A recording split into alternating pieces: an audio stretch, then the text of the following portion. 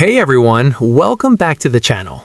In this video, I'll show you how to cancel a Zelle payment and explain when canceling is possible.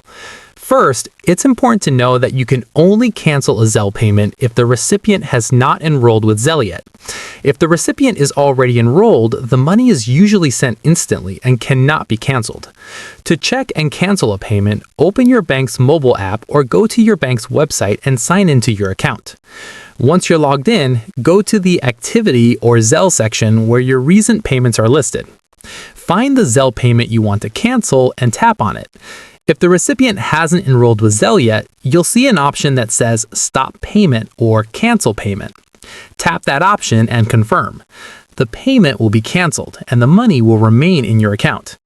If you don't see the cancel option, that means the recipient is already enrolled and the payment has likely gone through. In that case, your best option is to contact the recipient directly and ask them to send the money back.